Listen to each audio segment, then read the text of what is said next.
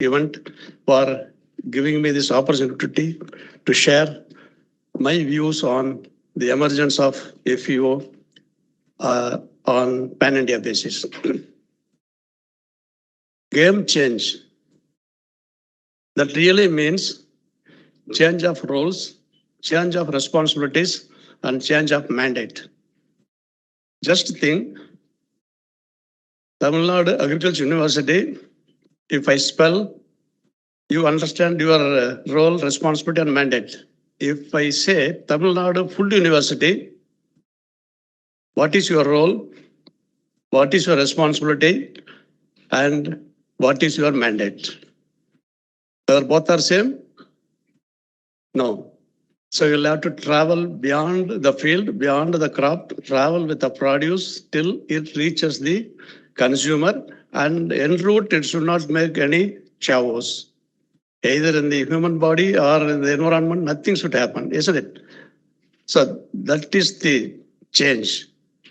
Then overall, to whom it properly applies, it is not necessarily all SAUs, but all the stakeholders in the supply chain in the agricultural domain. In fact, primary sector, secondary sector, tertiary sector stakeholders also will have to undergo the trimmer of change. The change happened in the past in the extension domain, research domain, and now it is in the agri-business domain. Then during 60s and 70s, the universities were generating human resource exclusively for extension. Even at the time of final examination, posting orders were issued in the hall, even without handing over your final exam paper. So that was the demand and challenge experience at that time. Then second, all the research institutions across the country, across the globe, they reacted to the demand of technology from the field. From conventional agriculture, when it was getting into commercial agriculture, the things were changed, the demand was more. The demand for technology, and quality inputs. Then subsequently, the demand from the banking sector, credit sector. So the university, in course of time, changed its mandate, changed its focus, changed its approach several times. In the education front, from integrated, we have shifted to trimester and then to semester and then what is beyond. So that way, this game changer, it emanates from education, research, extension, and whatnot.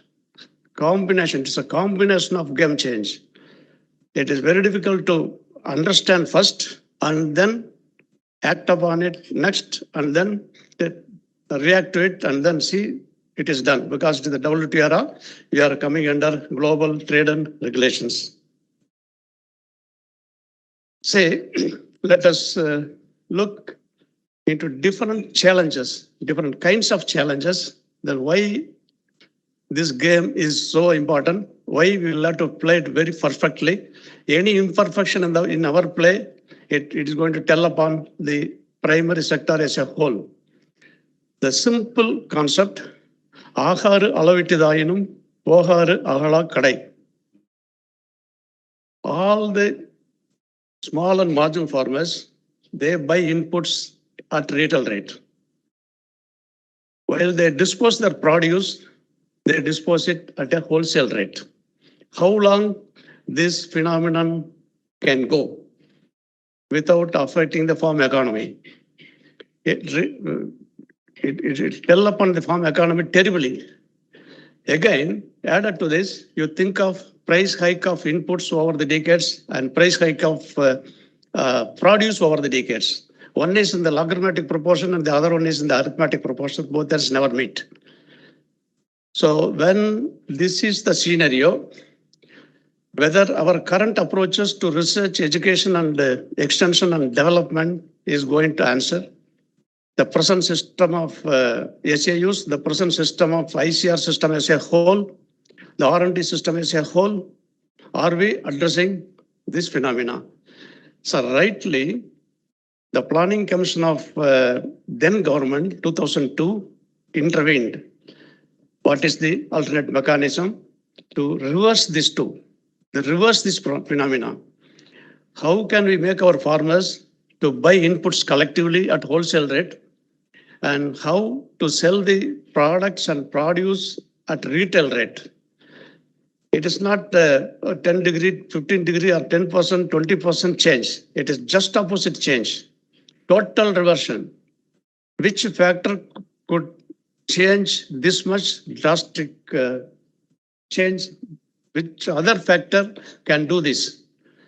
Your policy on agriculture, your policy on industry, your policy on service sector, the holistically, if you review, you will not find a solution elsewhere to bring it here and apply. So only the option is the farmer producer organizations.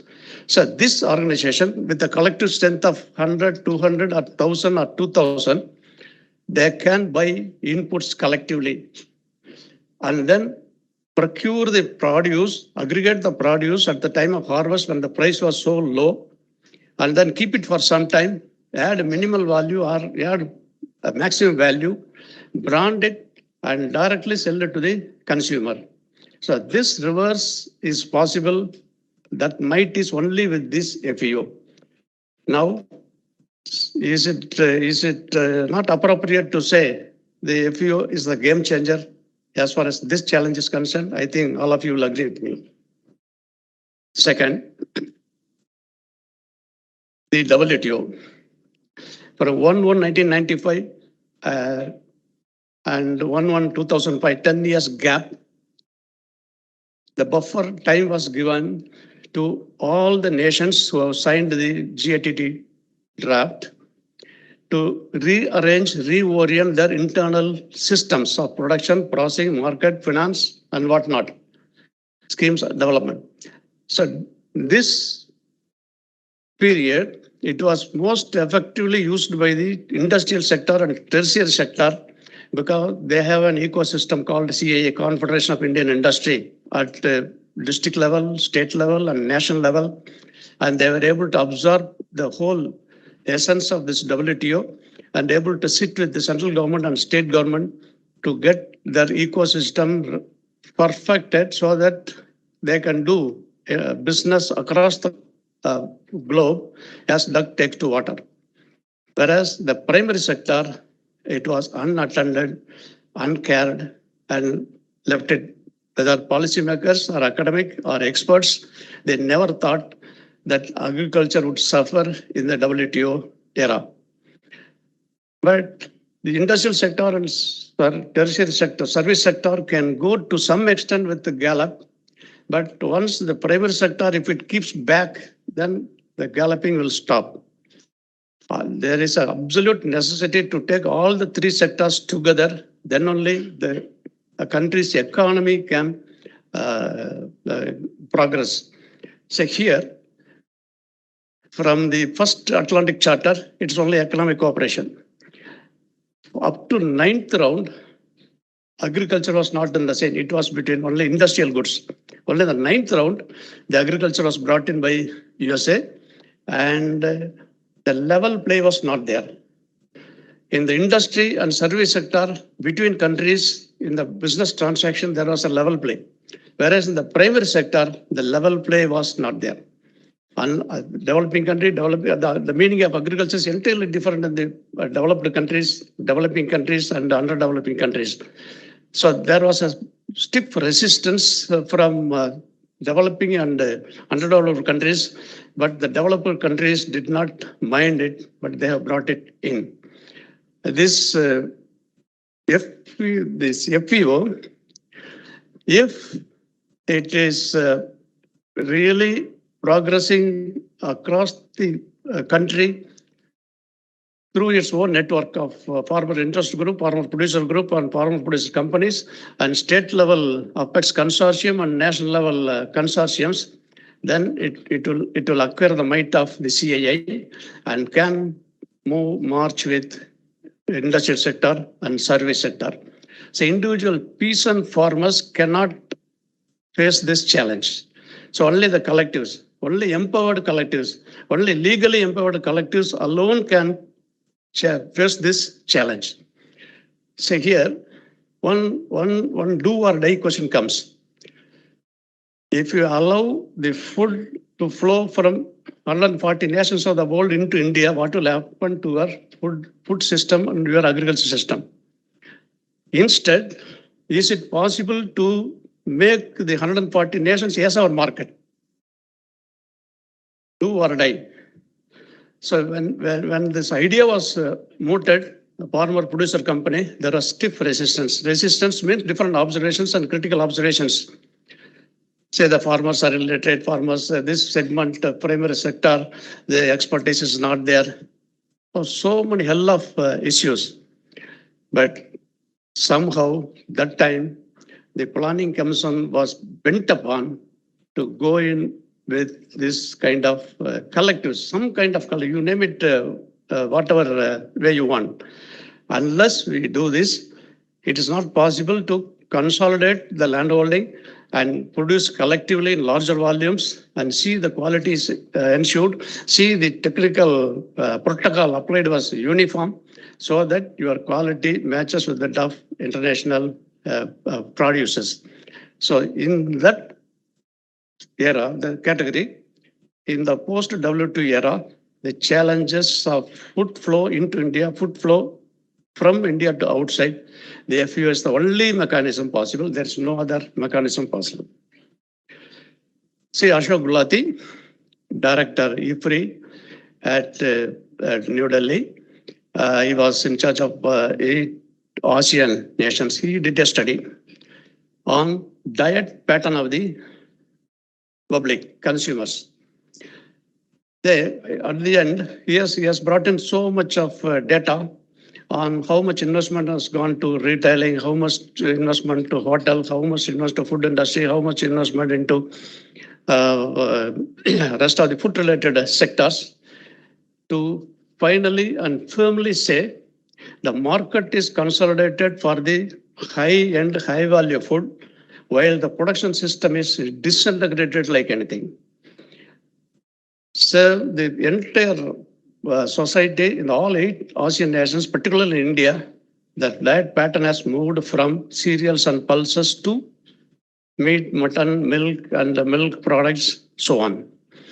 So when the market is getting consolidated, the production end, only in the supply chain, only at the production end and at consumer end, the farmer is there.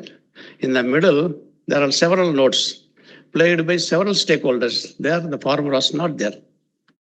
Unless you bridge this, unless you put the farmers in several nodes and see that supply chain is with the dominance of this farming sector, then it is not possible to meet the demand, food demand of our own country. The foods will start flowing from elsewhere. And here comes this additional issue, that is, our farmers are poor, our farms are disintegrated, fragmenting year after year. The average farm holding, it comes down year after year because of fragmentation, then drought, natural calamities, and so on. And limited access to technology, limited access to credit. See, it's totally a vicious cycle in which the farmer has got. So the peasant-centric system should be 100% replaced with some sort of group farming. That was the idea generated out of this study. No more individual peasant-centric farming, no more individual peasant-centric planning, no more individual peasant-centric schemes and projects.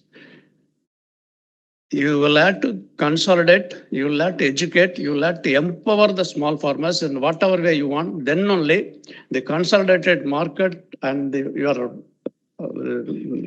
front end, when it is developing, your back end supply side also will have to be strengthened. Else, the food will flow from elsewhere at the cost of your country's economy. So here, the agriculture in the ancient times, it was one thing. It is a village affair, different communities. Over the years, there were so much of changes, particularly after the WTO. The dimensions were expanded like anything. Four more dimensions came into the scene. Till this far, what we were practicing was production-led agriculture. In the given environment, the given conditions, the given seasons, what is possible, that alone we were producing and taking to distress market. Unwinding the market, in the production-driven agriculture, the crops were produced.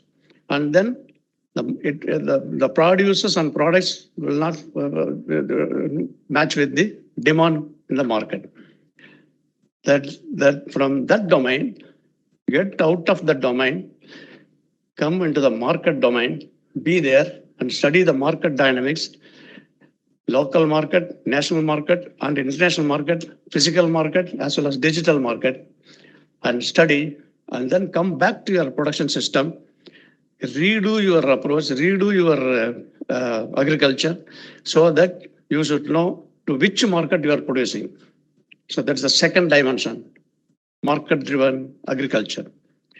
Only at this phase we stand right now. Then there is a third dimension. In the global, after WTO, it's a globalized market. The consumers are globe-wide. So the consumers prefer different kinds in different package, different forms, but with certification. Food safety and certification, traceability.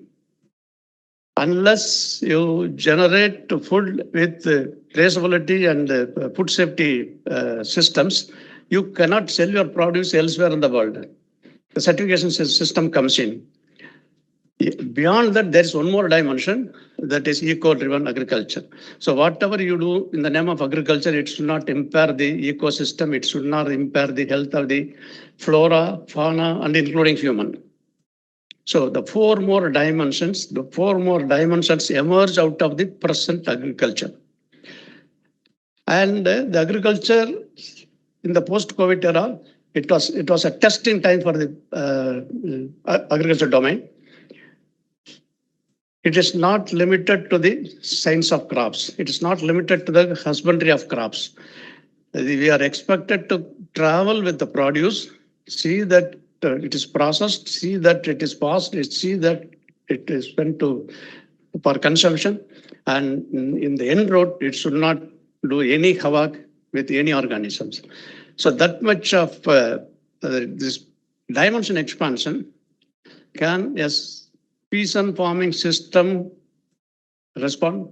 It's not, definitely not possible. So only collectives, only groups, only empowered groups like FPO can get into this certified system of production, organized system of production, and the market-driven production. Only the FPO platform can do it. It has the might, but not the peasant-centric farming that is being followed across the length and breadth of the country.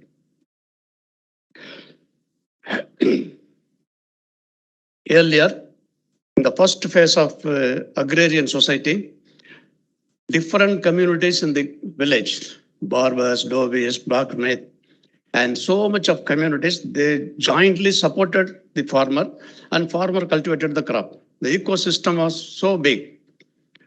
But in course of time, what happened?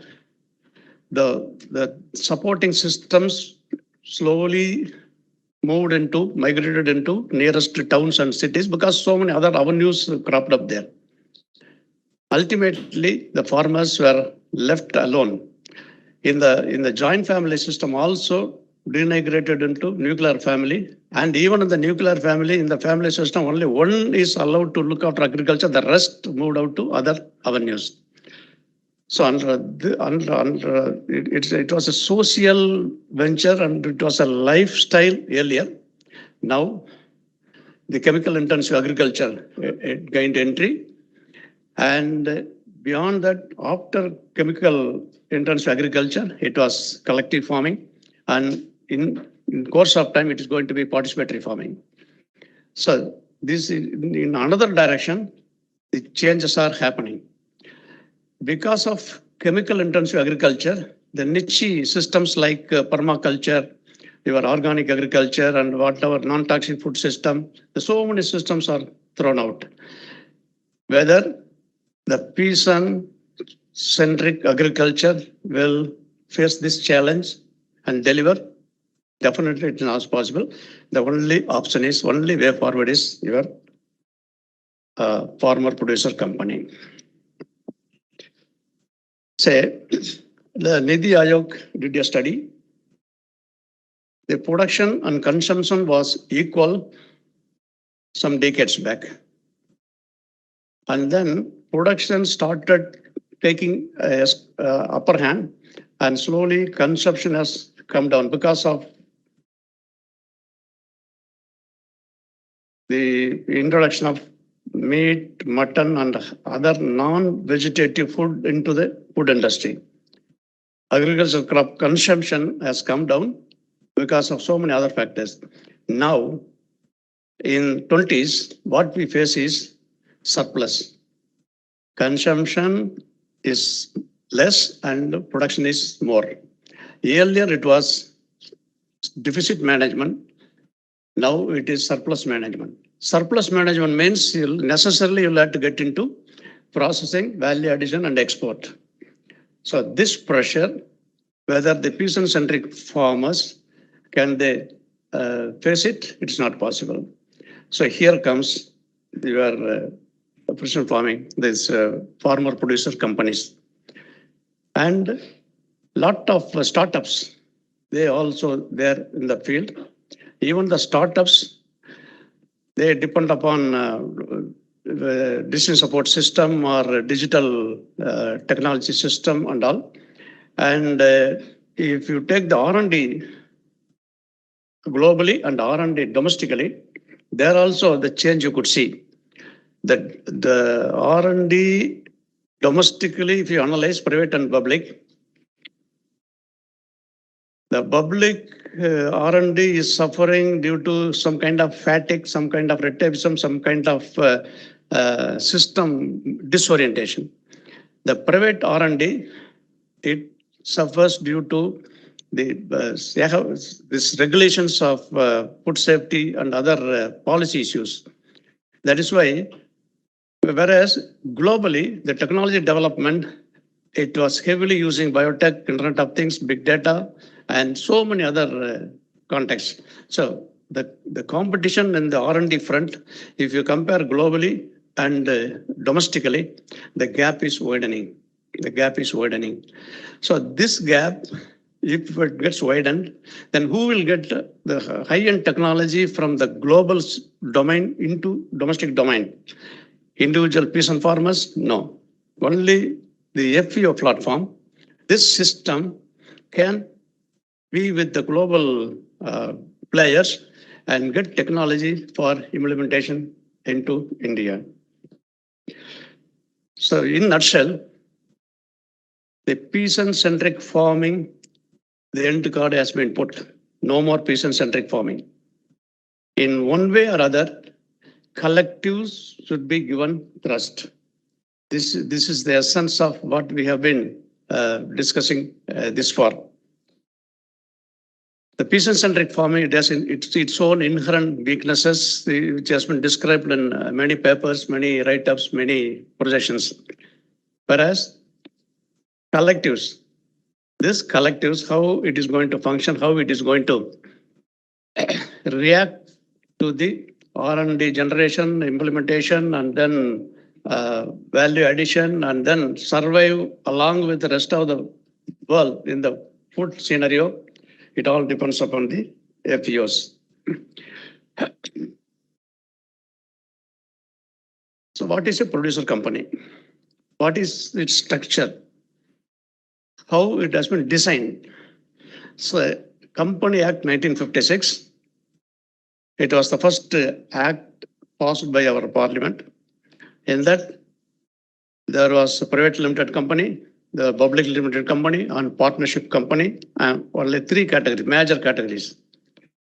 In the partnership company, any liability, it will affect the individual personal property of the partners. In the limited companies, the liability is limited to the assets of the company alone. So when this issue was conceived by none other than Arun Jaitley, he was Minister Corporate Affairs that time, when the industrial sector and the service sector are relying too much on this government of India and try to develop their own ecosystem to get into real business of the world, none from the agricultural domain approached him. Then he asked the then Planning Commission to suggest some ways and means to see that the primary sector is also empowered, so that this sector also will face the challenges of this WTO in the course of time. Unless the primary sector is empowered and brought on par with the rest of the other two sectors, the whole economy will not move further. So he passed the issue to the Planning Commission. Then Planning Commission assigned this task to Dr. Allah of Indian Institute of Rural Management, Anand. They took 6 months. They studied the entire length and breadth of the country with all the stakeholders interacted, and then finally gave a nucleus recommendation. That is, in India, right now, the peasant-centric farm system is in vogue from the time immemorial. This system will have to go. In its place, a system of collective production will have to come in, so that the food worthy of export can be generated domestically, and then we can feed our mass and also face the food competition from the elsewhere from the world. That's a one-line critical recommendation passed on to the Planning Commission. Then Planning Commission examined the rest of the collectives of farmers and different names, society, association, this and that, in all 8 ASEAN countries, none except milk, that is Korean's model. That in Korean's model, the raw material is one. So we cannot apply the logics of Korean model onto agriculture. Here, the infinite number of raw material and prices. So they explored all the options in whatever form we can bring the farmers together, and then we go how government can give policy support and budget support, so that the foodstuffs of international quality can be generated and then get into the international market. They explored all possible options, and then finally they have come down to the Company Act. During 2002, the Company Act was first amended under Section 9A to introduce a new breed of institution mechanism, that is producer company. Only the primary producers can become the shareholders of this company. And the strength of private limited company and public limited company all brought and put in the producer company domain. And weaknesses of private limited as well as public limited, that was to the extent possible it was erased in the system.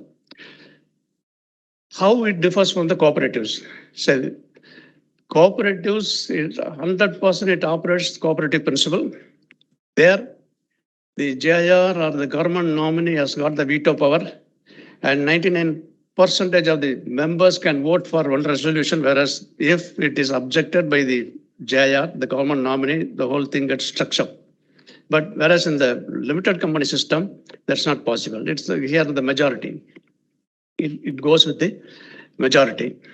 And then this it is a hybrid between cooperative system, the essence of cooperatives they have taken, the logics of private limited company they have taken, and then it is a combination of these two.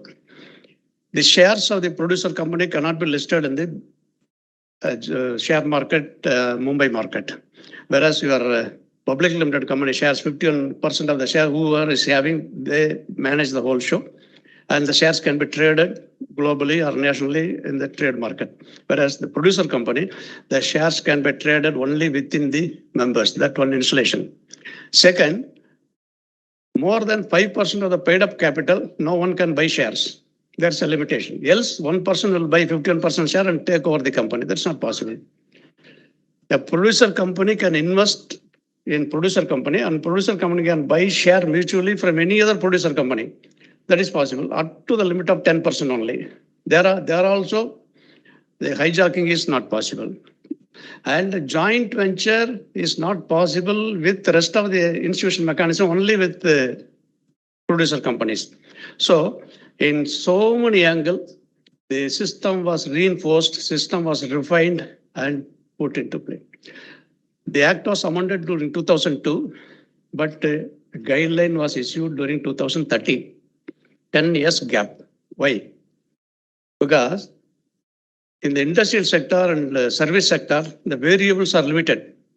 The limited variables and equal variable, whether the textile unit is at Lucknow or Ahmedabad or Coimbatore, the variables are same, almost same. There the experts are there to deal with. Whereas agriculture, the variables are infinite.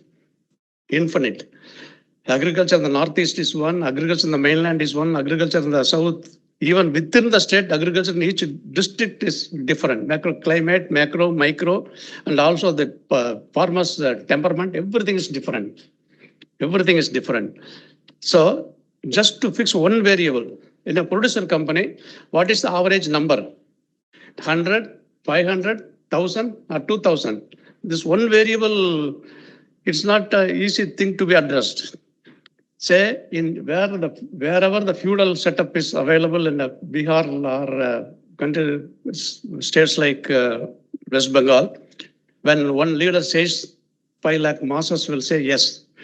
But when you travel to south, no acceptance. So here everybody is leader and nobody is a member. The more the awareness, then issue crops up.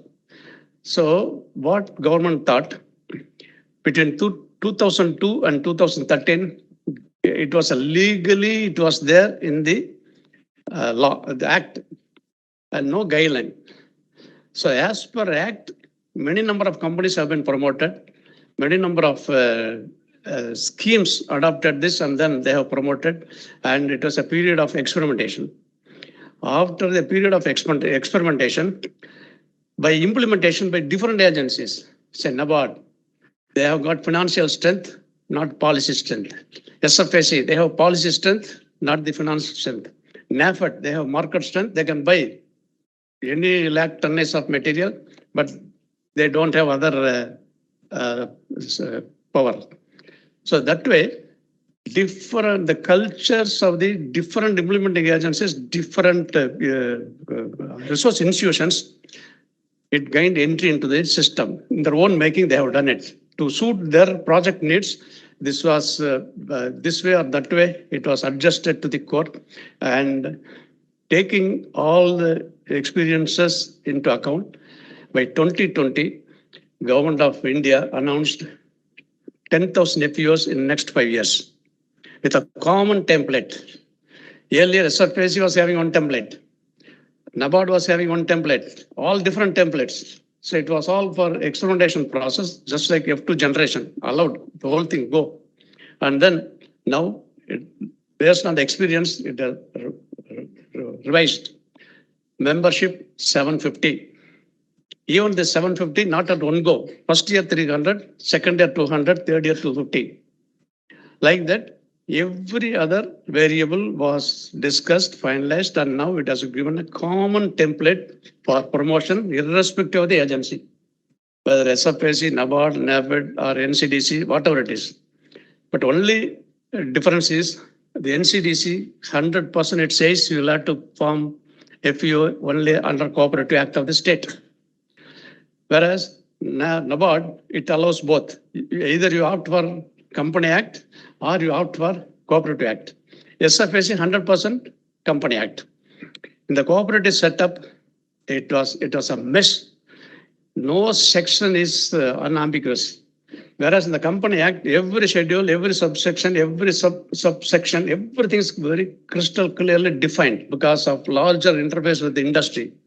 Whereas in the cooperative sector, the Cooperative Act of that act, it varies to state to state. It's not a central subject, it's a state subject.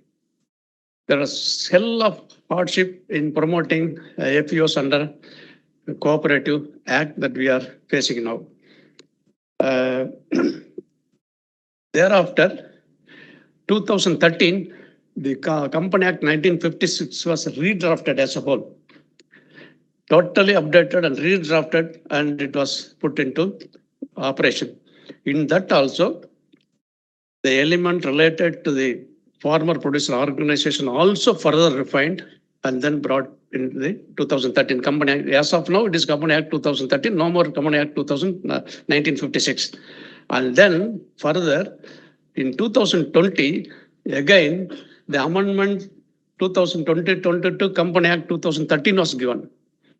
There, because the WTO era, the global transaction, it had an impact on the industry and the service sector, and necessarily they had to change the rules and regulations, act, logics, the whole thing. So right now, what is in operation is Company Act 2013 with amendments passed 2020.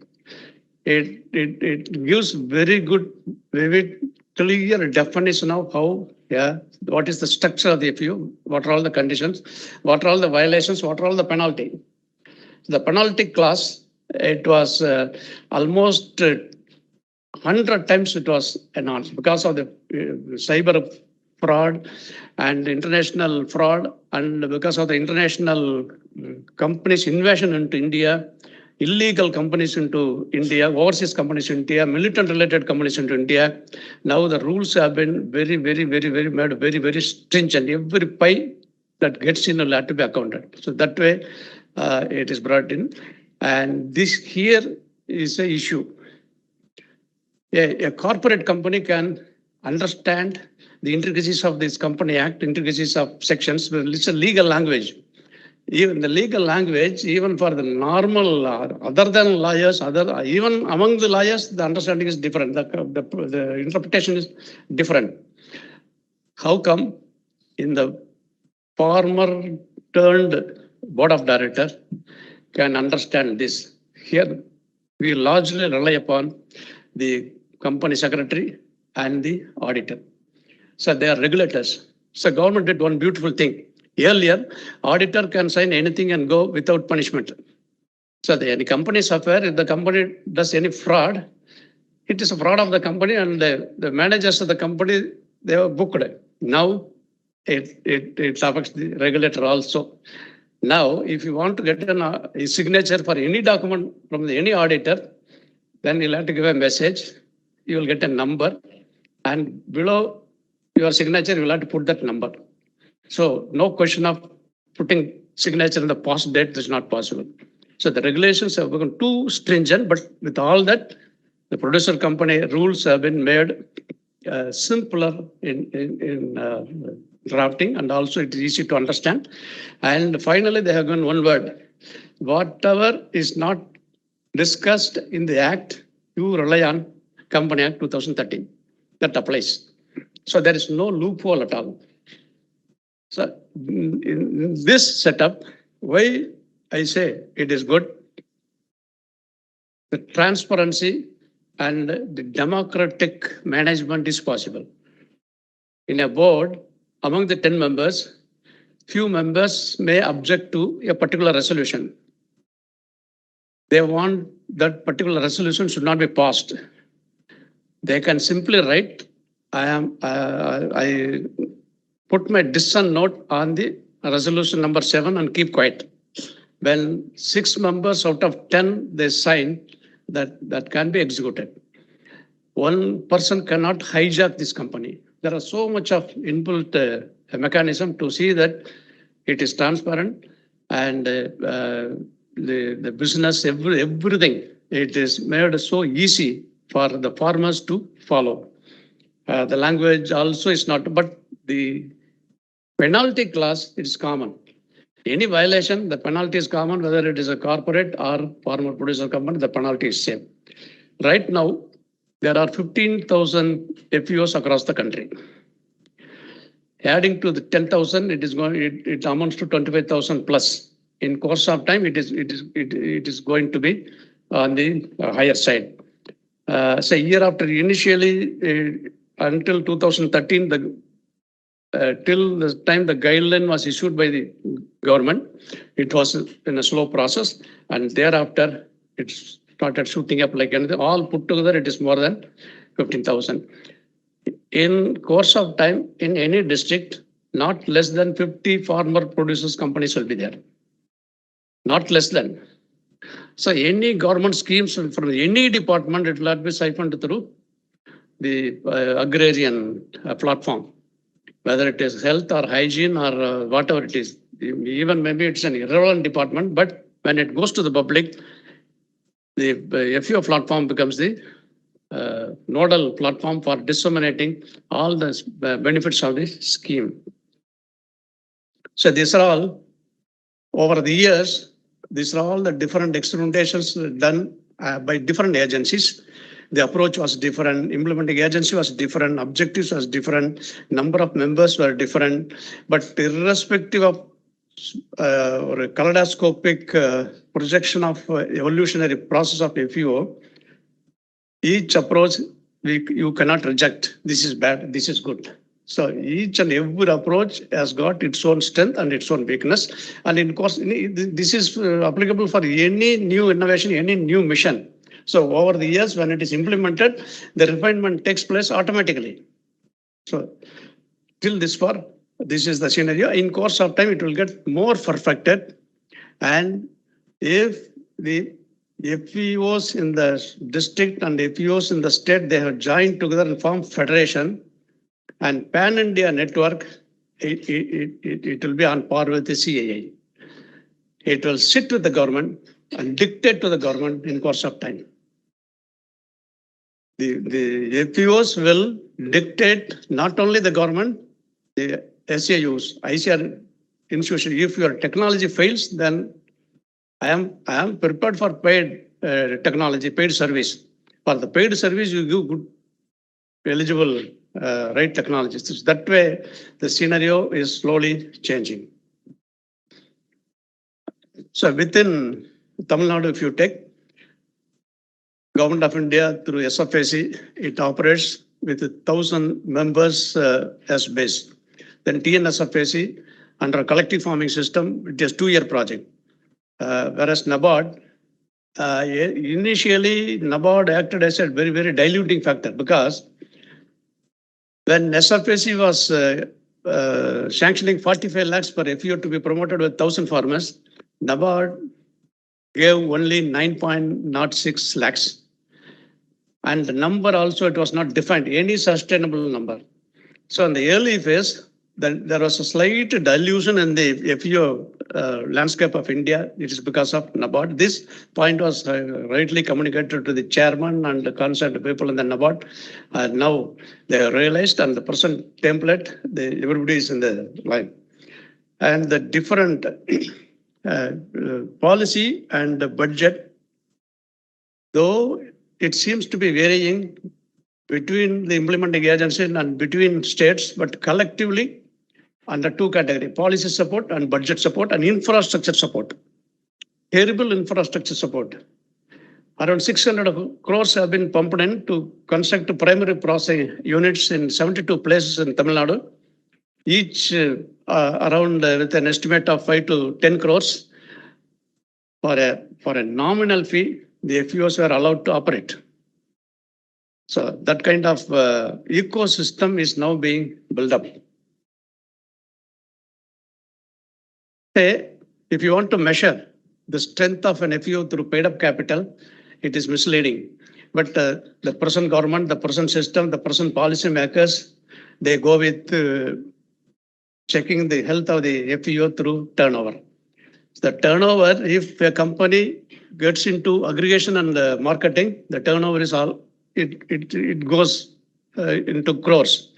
Whereas a company involved in value addition marketing, it cannot go overnight into crores.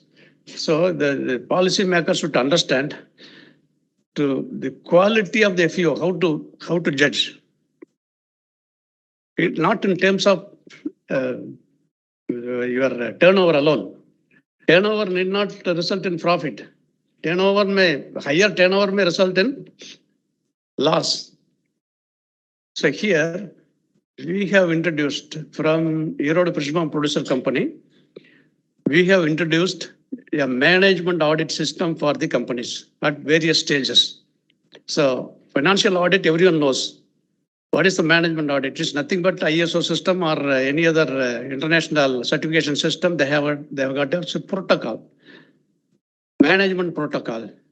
So every end of every year, this management protocol with a checklist, if they assess, so where is the weakness in the company, in the establishment, in the inventory, in the finance handling, in the business handling, in the linkages with the rest of the consumers and customers. So it has been nicely developed so that it acts as a self-evaluating tool.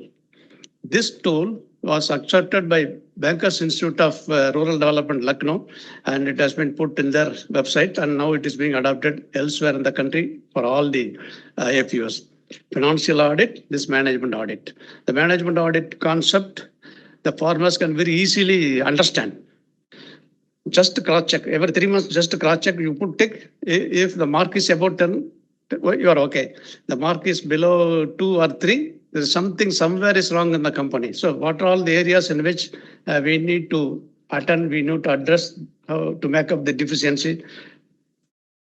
And again, this grant given to the FPOs, it runs into crores.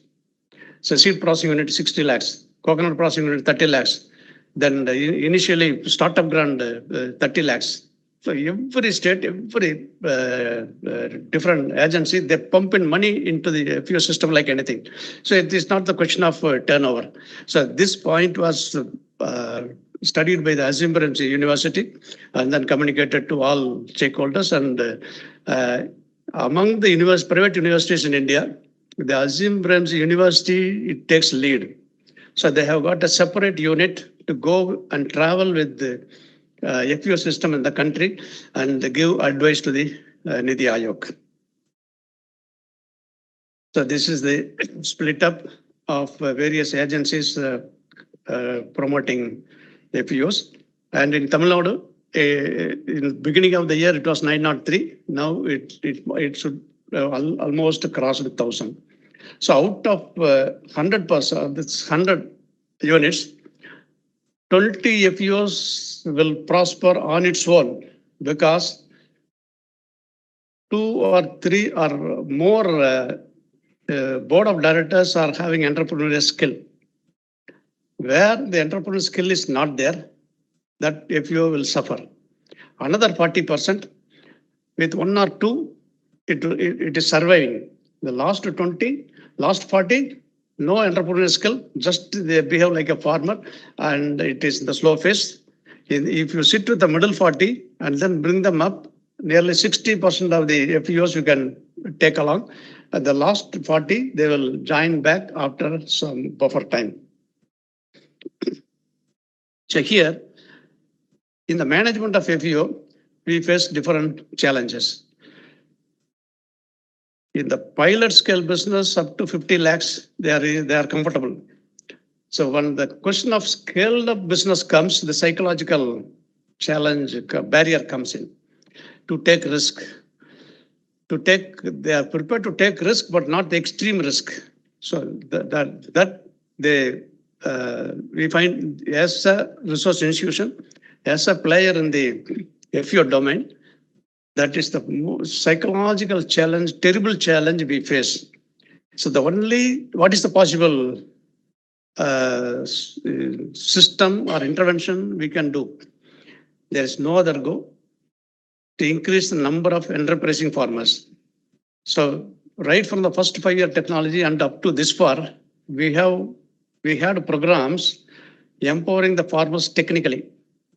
There was absolutely no program to empower the farmer on the management side. How to manage farm finance, how to manage farm resources, how to manage the whole show. The managerial capability from first 5-year plan up to this date, no program of the government.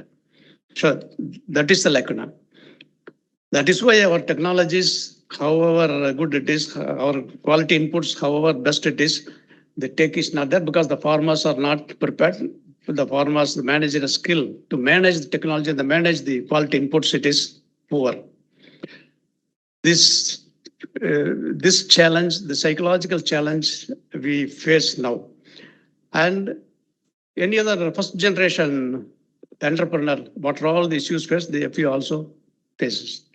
The competition from the near traders in the neighborhood, the traders in the state. If we organize, then they organize to see the counter force is too much. You cannot replace the traders overnight.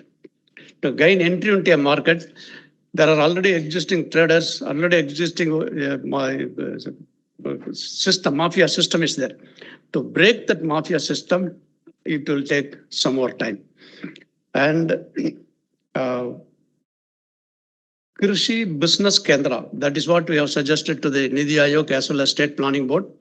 Just like Krishi Vigyan Kendra for production extension, Krishi Business Kendra need to be developed as a state level apex body where the cafeteria of courses to develop the skill of the business skill of the farmer will have to be there around the year, and any board of director at any point of time, at any stage, they can go and opt for a particular course, undergo and come out. So that kind of skill importing the skill is very, very vital. That challenge we are facing. And second, the active farmers. Out of 500 farmers, hardly 100 farmers are interacting with the company for buying and selling or in the business transaction. Their involvement is only 10%. Only when out of more than 50% of the farmers interact with the company and then become active farmers, then the awareness among the shareholders and awareness of the board both will move forward to further strengthen the FPO. This digital market is the latest. Even the experts find it difficult to get into the digital market. NCDX, for registration for us, it took 3 months to trade turmeric, both spot market as well as future market. ENAM, National Agricultural Electronic Market, even within the state, the operational difficulty is there. The transaction is not possible. Whereas net-based marketing, app-based marketing, it has gone to some extent and create a business. So the digital market area, it is an area in which the FPOs are to be empowered further. We need further systems and schemes. We are demanding from both the central government and state government. And in Tamil Nadu, there are only 2 consortiums and 1 confederation. But in its place, several commodity-based federations should come. All the coconut farmers producer company will have to have a federation, coconut FPO federation, tapioca federation. Like that, commodity-based federation should come in. That federation will act between the government and the system. Says certain things companies straight away cannot deal with the government. So such issues can be rolled into government system by the federations. So that is what is wanted. And the present training system, including bird and so manage, NAM in all, 1-day training, 2-day training, it is of no use. It is of no use. So constantly, whenever the board of director feels his deficit in particular area, he should fall back onto the system and get it trained and then come back. That kind of cafeteria of system will have to be placed instead of 1-day training, 2-day training, 3-day training modules. And most of the FPO promoting projects are time bound, 2-year, 3-year, 4-year. But this time boundary, so we work with, we form an FPO in 1 year, then 2nd year we travel with them, the 3rd year will come out. So it is left as an urban. Taking into consideration, the present 10,000 FPO system, it was 5 years handholding. So the CBBO or the RI will have to travel with the promoted FPO for 5 years. So till they reach the scaled up business stage. So that intervention the government has made, and the funds have been split and spread accordingly. So this only in Maharashtra, there are 14 federations. In Madhya Pradesh, 21 federations, collectives of FPOs. But whereas in Tamil Nadu, there's hardly only 3, because there is no funding support for any consortiums or any confederation. To the extent funding support is provided for FPO, the funding support is not there for federations across the country. So federations, consortium will have to survey on their own. So suppose you want to develop a common logo for all FPO products for a state, all FPOs can make use of that logo to promote their product. Now, one district, one product, all the railway junctions are open now. FPOs can put a stall there and sell their produce across the country, ODOP material. So that way, the federation's role is to interface with the government and try to create an ecosystem, better ecosystem, or work for the betterment of the ecosystem so that the FPO can play very well with total efficiency. The Section 8 company, hardly one, it is like an NGO. It cannot make money, it cannot share profit, and commercial element is there. One unfortunate thing is, out of 247 are resource institutions and CBBOs approved by, empaneled by Government of India, hardly 2 or 3 are commercial entities like Erode Prishno Producer Company and Virudai Millet Producer Company. The rest are NGOs. That means they have strength in development domain and service domain, but not in business domain. So that's a great say. All NGOs, they always talk about development and service, and then bringing some fund from there, some fund from there. We have pumped in so much. What about upskilling in the commercial side? What about the board of directors can take up their own business? That side, that weakness is still there. So the support system is unending. This is with reference to our state. Just to think of, money is being pumped in.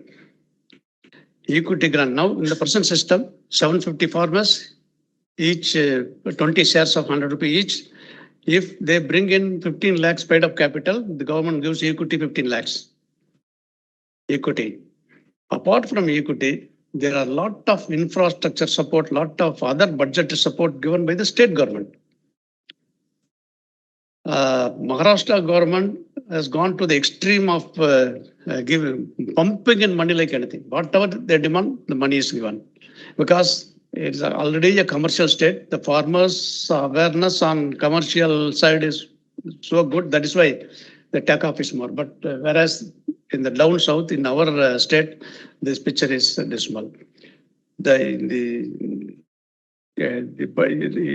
in future, any program, any project, if it is given to the government, it is immediately honored, both central and state.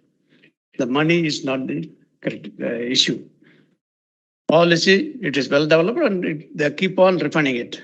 It's about this sort of explanation. It was published in 2002 and 2013.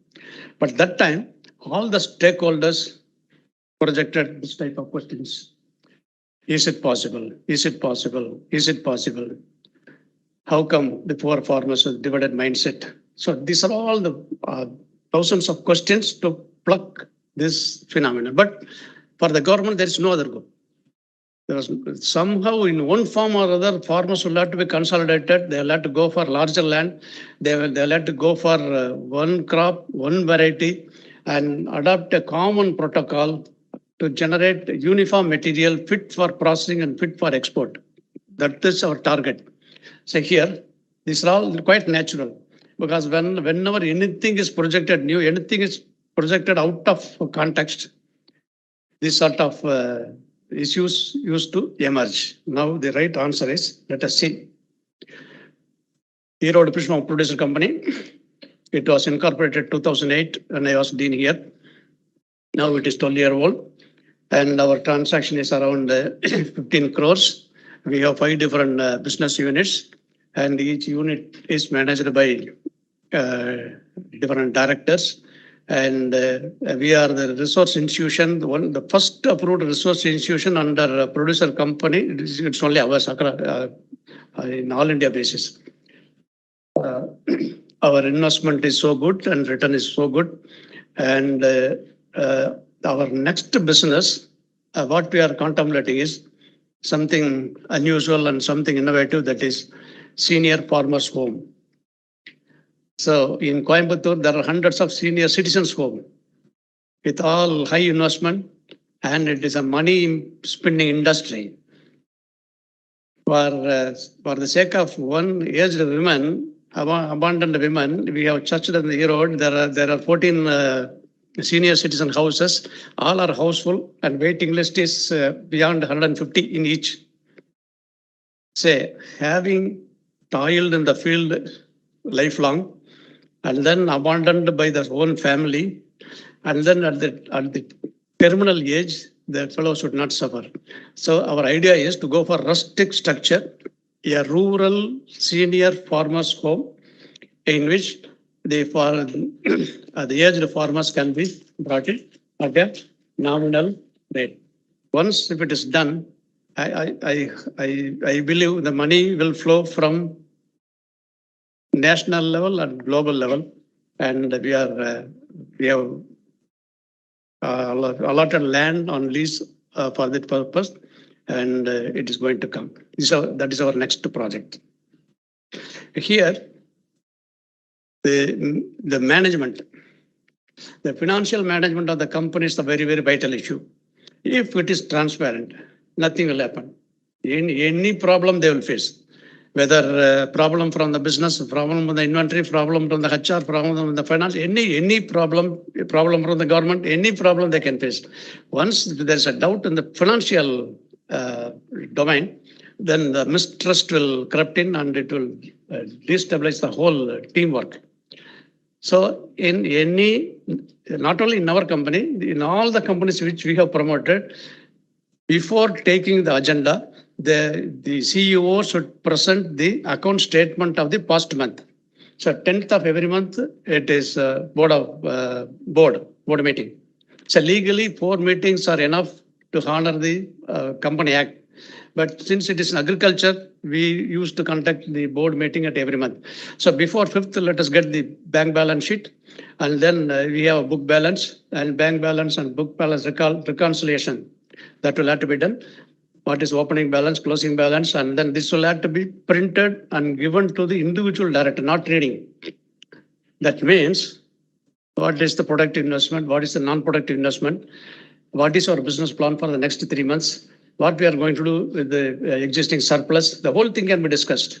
So that means everyone is taken into confidence, and no one can point the money is lost because of him. They cannot point every other. This management system which we have introduced, it works well. There is no mistrust among the BODs. So that culture we maintain. Tamil Nadu Banana Farmers Producer Company at Puttiam. They have 5 solar dryer systems, and latest they have added steam supported cold storage. Are you able to believe it? Steam supported cold storage. 5 metric ton cold storage supported by steam generated with firewood. It cost 17 lakhs. It was experimented. It was successful, and they are going to extend it to rest of the FPOs in Tamil Nadu. And they are working with the government to get subsidy for this steam generated cold storage. So they manufacture solar energy. It is available in plenty, particularly in South India. It will have to be harnessed by every FPO. Every FPO will have to harness this technology. They are manufacturing around 12 value-added products in banana, and mostly they are sold in Amazon.in, and the major market is Gulf as well as Far East. One Rautram Foundation from France, promoted by Sri Lankan Tamils, they came for a business negotiation. They wanted us to supply material regularly. Then there is a wisdom called village wisdom. Then I said, okay, it is good. Let us embrace it. Let us go for export. But those farmers, they put a plug. That is, sir, let them open an office in Madurai, sir. Let us give material to the Madurai center. If anything is to be rejected, let them reject here itself. 4 or 5 consignment they will pay. And 5th consignment, if they reject, then the cost of taking back is also ours. It will eat away the profit out of first 4 consignments. So that way, that means their skill, their business skill, it has gone one step further. So that way, now the materials are moving to Gulf and Far East. Those companies, they give their packing material. In Urdu, in various languages, it used to be there. Thing is, here it is filled and then it is sent overseas. And with Google and Hindustan group, now they are experimenting the digital tools in the production, transport, packing, and dispatching. So if any conducted tour on FPO is organized, this banana company you can take into account. Palani Farmers Producer Company. The unique feature here is, apart from all other virtues, they adopt blockchain for production of 180 acres of red banana for export. So the blockchain, it ensures traceability 100%. So the all the stakeholders and the players, they're all linked in online. So whatever farmer do this day in the field, it is known to the end buyer some 6 months afterwards. So every player, what they do with regard to this crop, it is mapped digitally, and then in the open vision of every stakeholder, the produce is generated and transported and marketed. They are rich in value-added product in millets. They have got a vending vehicle at Chennai, at Tirupur. They have got a vending vehicle for dispensing at doorsteps. Their business model is good. The only company adopting this blockchain technology. Ayakudi, Goa. Say earlier, the farmer used to take their produce to Vattajatra market and beg for 10 rupees, 15 rupees, and go behind with the begging hands with the trader. Now, in the Ayakudi itself, they have created a space, 1 acre on the roadside. Morning 4:50, the harvest is done and then it is brought to the market, and buyers are now coming to this place. And through one of the exporters from Pollachi, we started exporting fruits to Gulf. That is, the fruit should be uniform. So instead of 200 fruits, thin the fruit, thin the flower, trim the tree, and see that only 100 fruits are generated. And then put a foam jacket and you let harvest with 2 leaves intact, so that when the buyer takes the material next day at the Gulf, you should feel that it is from the backyard right now. So that day we have fixed it. 2006 we have fixed 45 rupees as farm gate price. Now you cannot get Goa less than 60 rupees elsewhere in Tamil Nadu. So that credit goes to this company. Leaf and Bud Organic Tea Producer Company at Nilgiris. 3 directors are tea blenders. Say they know from which field, under which climatic condition the tea taste is good. So they used to collect those material and then through CTC process they manufacture it and blend it on their own.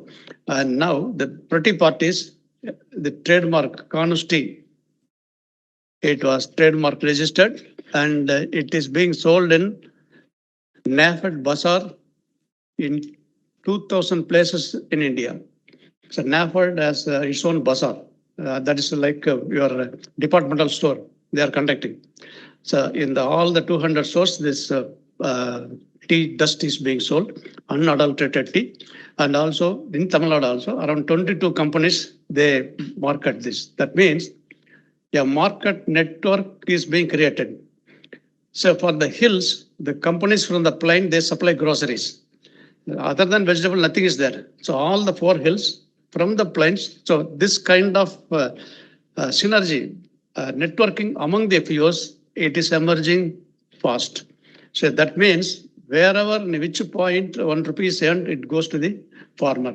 The middleman role cannot be eliminated, but middleman can be eliminated. That role can be played by FPOs.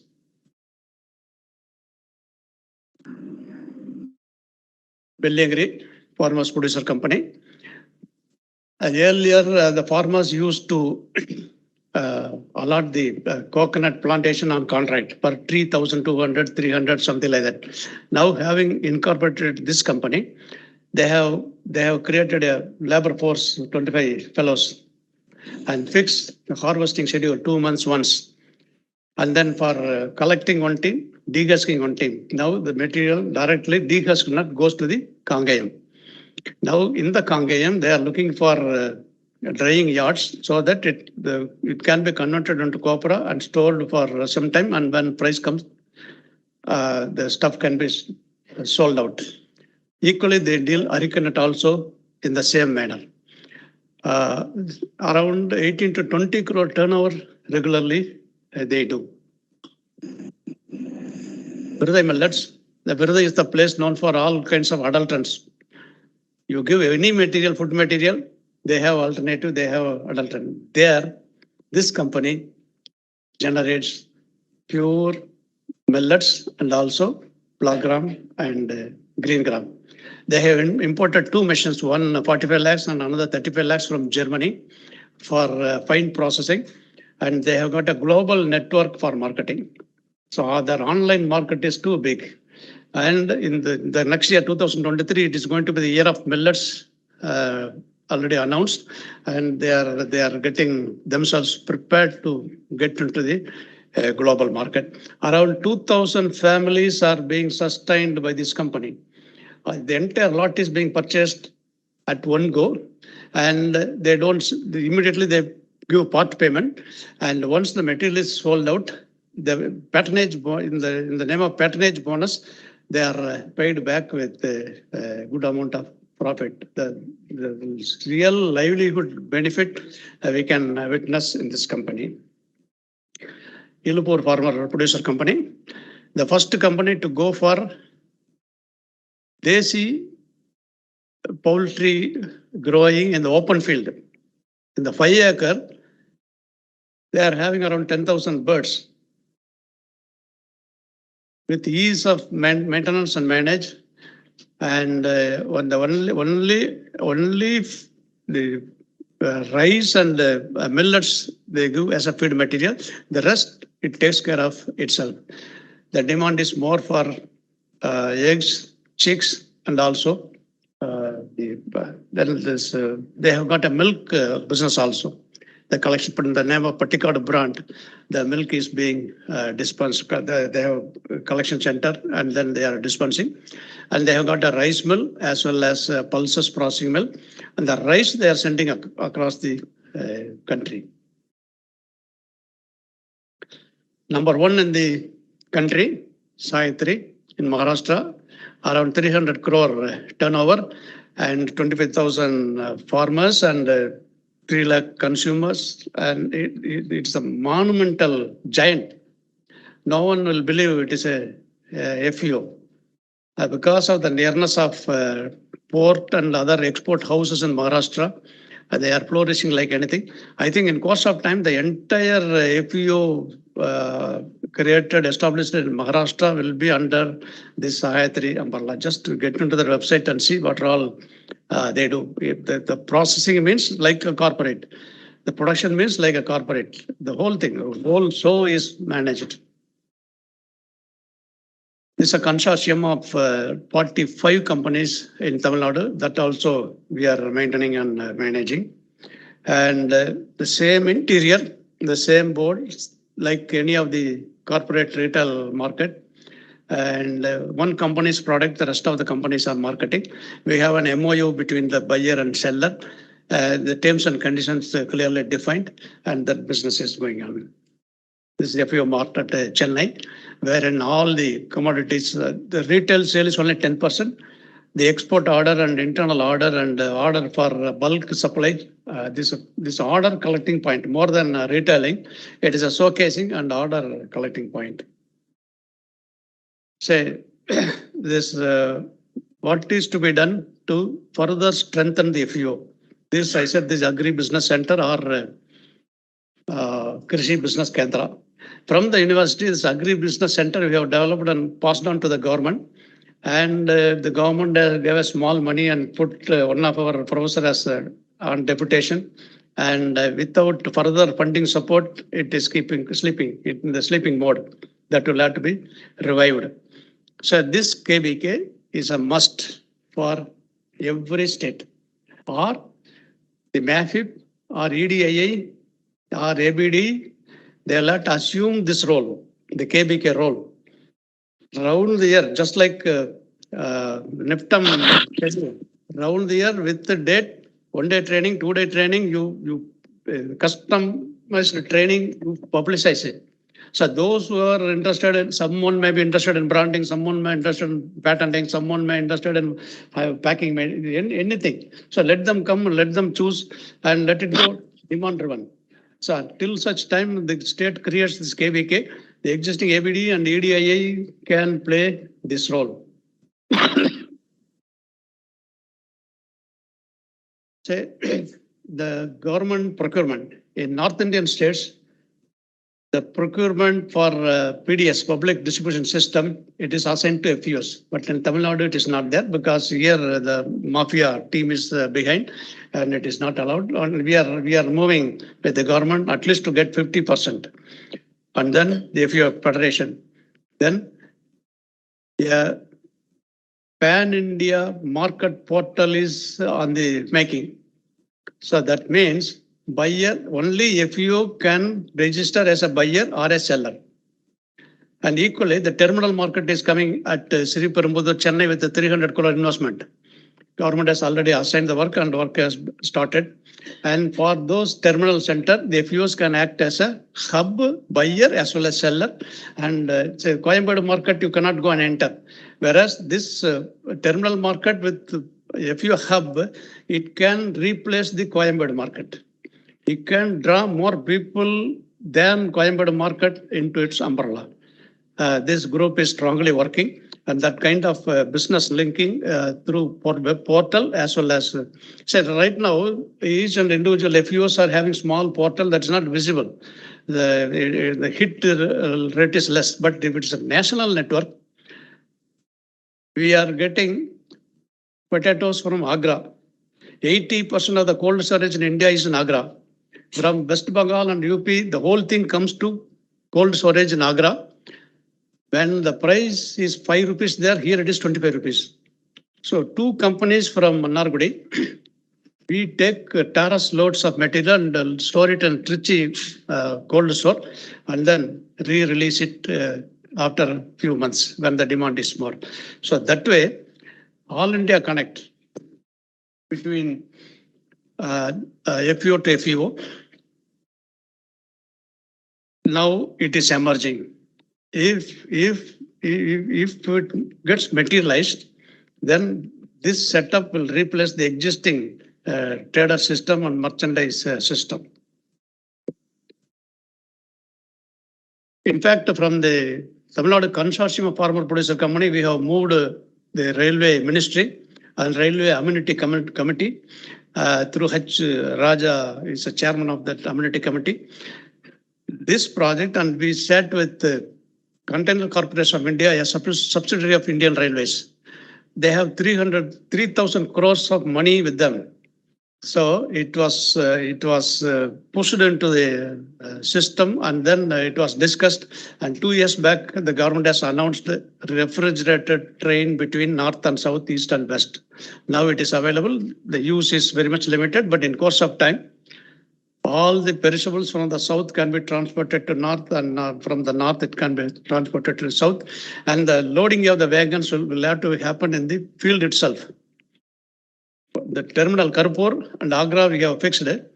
In Karpur, when the train reaches with 70 carriers, within 8 hours, the loading and reloading will have to be done, and the train will have to be, the goods route will have to be cleared. Just like express train, that was our earlier plan. Now the government has accepted and then allotted money also. Now 1 or 2 wagons are being attached in the regular express trains, but full-fledged train is going to come. Right, this is our subject. The university, how we are going to respond. Say chemical invasive agriculture, no more it is going to be viable because the consumers are health sensitive, consumer global, because of the COVID, the sensitivity has become sharp.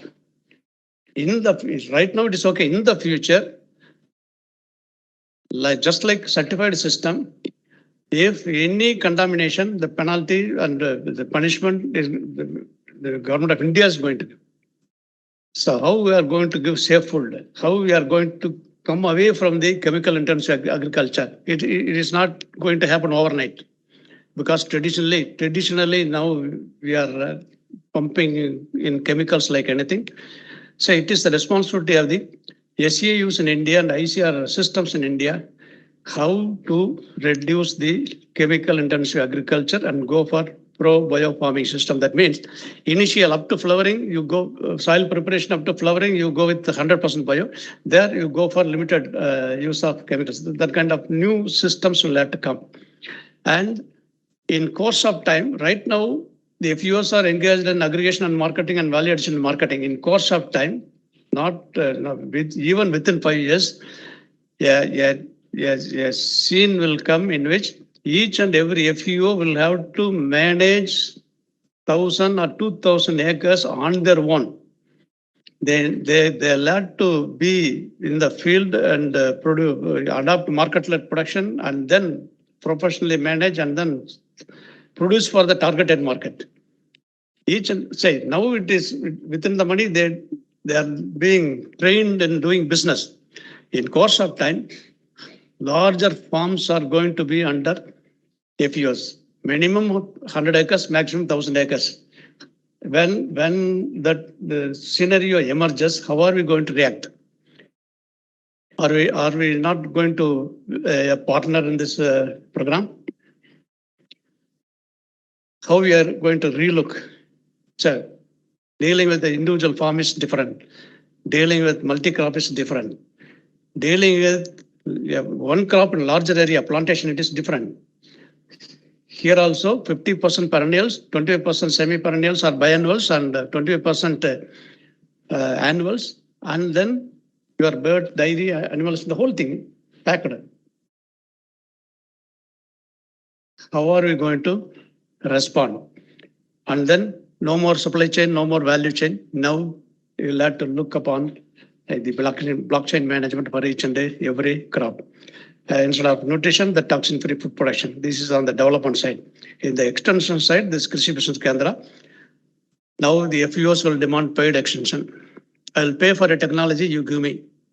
If your technology don't work, then you will have to pay me 10 times more, or I will show you in the court. So that scene is emerging. And then technical empowerment. Let us start. It will have to start in the R&D institutions only. How best we can prepare the entire precision farming project over 3 years. The final lesson we have learned, the success was because of the preparation of the farmers. That Muthuvel knows about it, and the people who have worked as SRF, so many people are here. They know about it. Without preparing farmer, whatever may be the quality input or quality technology, it is of no use. We have quality inputs, we have quality technology, we don't have quality farmers. Quality farmers, I mean the farmer with managerial skill. Not only management of money, but management of technology and management of quality inputs. That managerial skill will have to be given focus from here now under R&D setup. And then the conventional research, let it go. We cannot interfere as of now. It's a global phenomenon and we are allowed to be part of it. But farmer participatory operational research is a must. Whatever research you do in minor plots, you put it in few acres. Let us get the feedback from the field. We are releasing rice varieties in hundreds. Are we ever tested those rice with cook and caterers? They say, if I put 1 kg, the output is this much. If I put this kg, the output is that much. Their evaluation is in different angle. That is why majority of our variety fails. So if it is farmer participatory operational research, the research is being conducted in the open eyes of the farmers. So all critical observations will come and we are there to react. And then revalidation of the traditional wisdom. ICR has published 7 volumes. It is available in the library. 7 volumes of traditional wisdom collected across the different states, and it is a compendium available. You get into it. It has enough material for all the disciplines of the university. That needs to be validated. That needs to be commercialized. So much. It is like a gold mine. Get into that. See, bring something. You patent the technology and sell the technology. The afternoon we have been discussing about technology value chain. For that technology value chain, the revalidation is a handy tool to work with. And graduates. Say earlier we have been generating graduates for extension. Syllabus was oriented like that. Then for R&D, the syllabus was redesigned, oriented.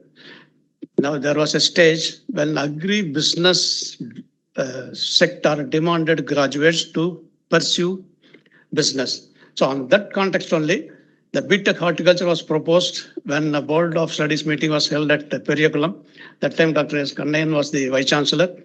He didn't receive it in right sense. Then after a few months, he called.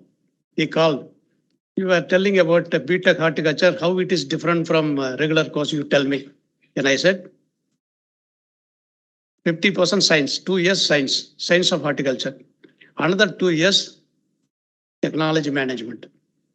50% staff from the academic domain and 50% staff from the industry. Let it be self-finance course and self-terminate course. No MSc, no PhD.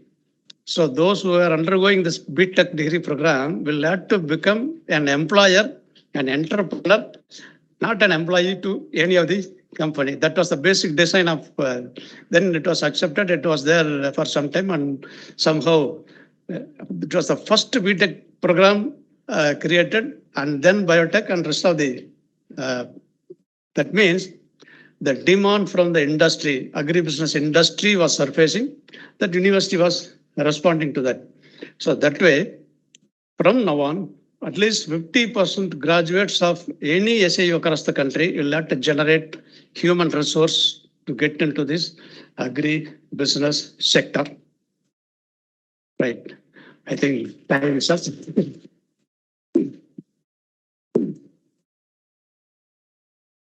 I don't know whether things were arranged coherently, whether the flow was all right to give to capture what exactly is the FPO and how it is being handled now and how it is going to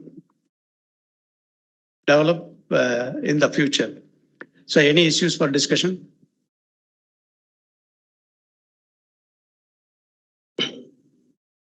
Good evening, sir. I am Subramanian, head of nanotechnology, and truly very impressive. This is one of the best presentation I ever heard. Oh, okay. I am online. Please.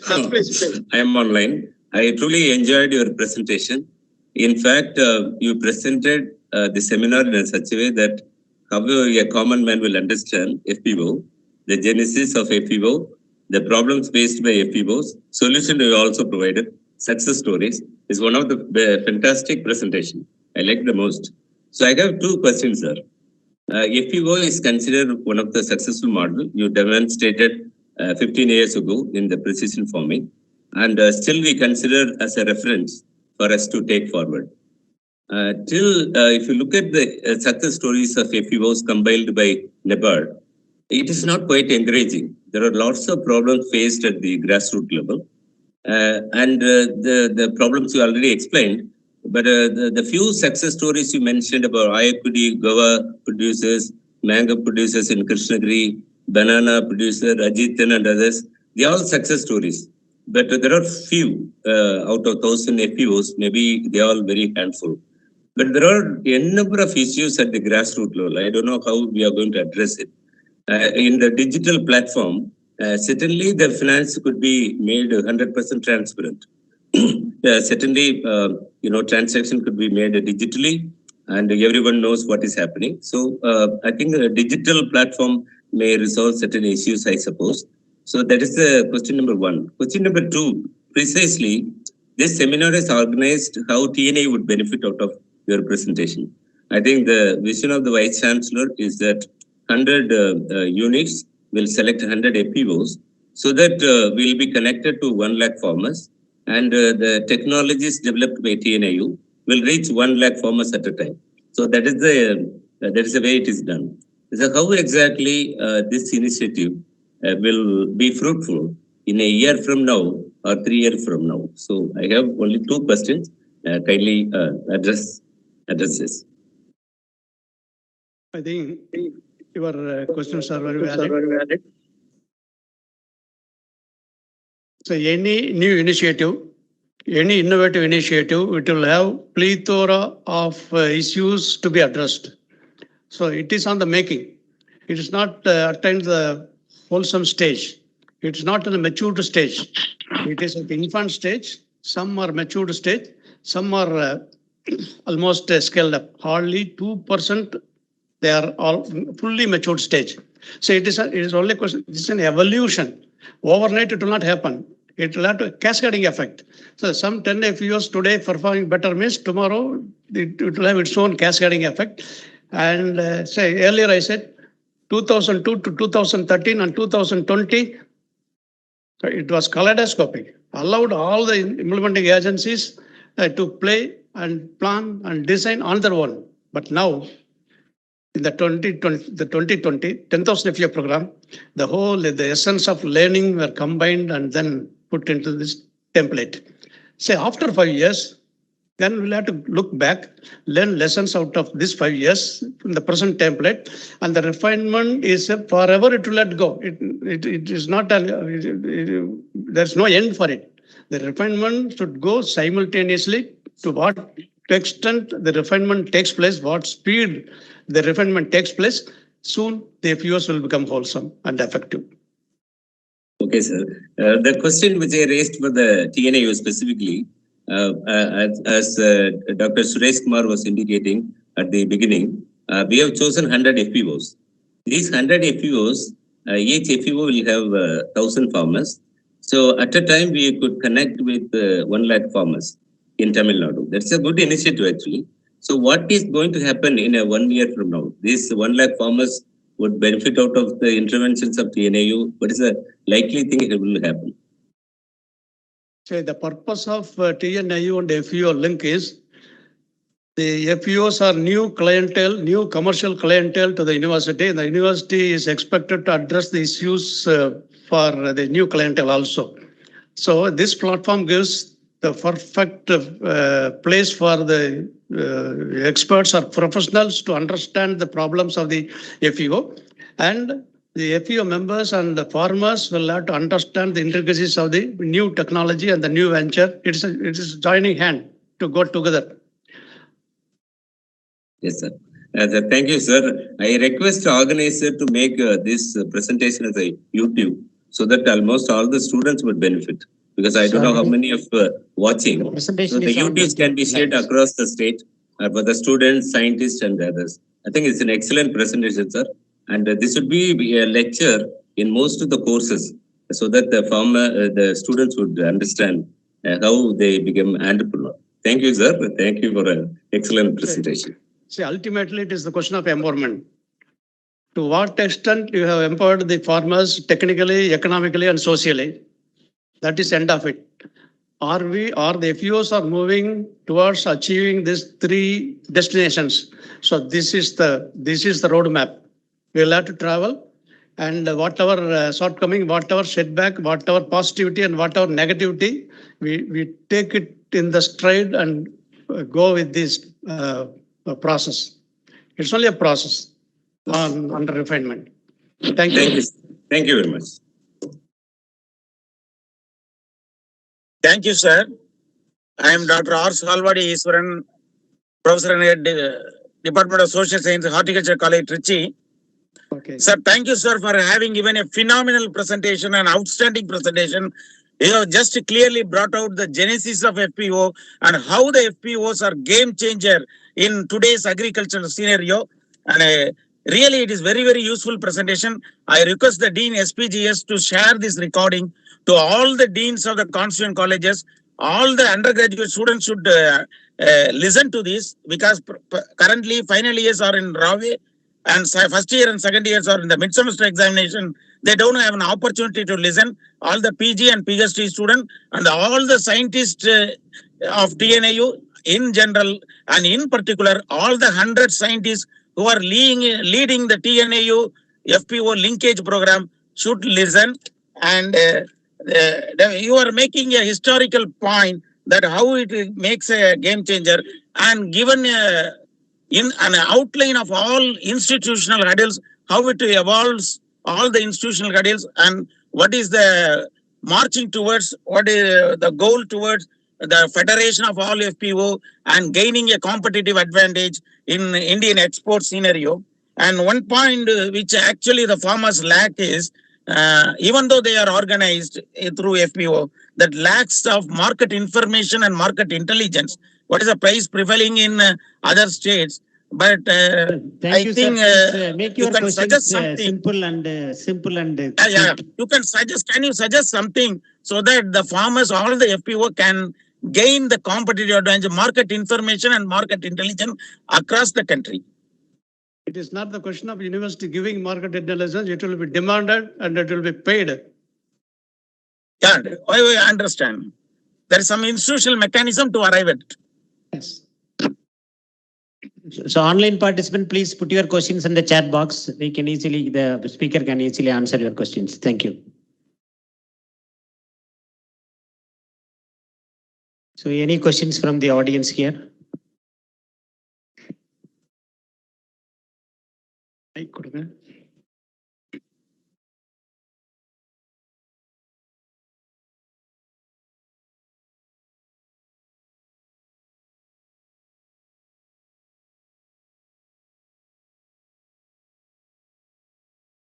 Right person.